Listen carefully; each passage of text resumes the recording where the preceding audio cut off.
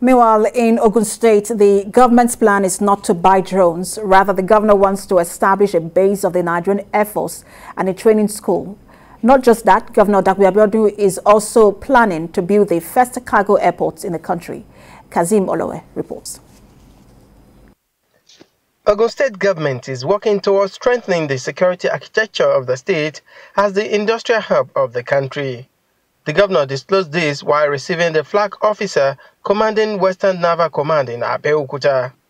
He said his administration will continue to do all it can to support all security agencies and that soon a base of the Nigerian Air Force will be built in the state. One that would interest me the most is our need to provide the required security infrastructure to support all these people that we are happy to have live, work, or play in our state.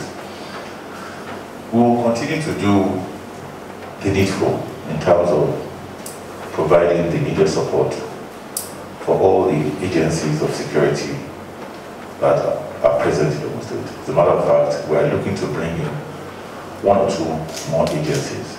We also want to have the Nigerian Air Force here because we are building an airport and we'd like to have a training school here as well. So we cannot be doing that without further motivating and incentivizing those that are already here. Now, the operation is now known as Joint Task Force Southwest Operation Awatsi. This will now expand the scope of the operation to cover anti-robbery, anti-cultism, anti-kidnapping, and every security and security issues that are of concern within the Southwest region. The governor also donated a pickup truck to the Naval Command and a car to the Nigerian Navy Secondary School in Abeokuta. He equally promised to look at the issue of infrastructure in the school.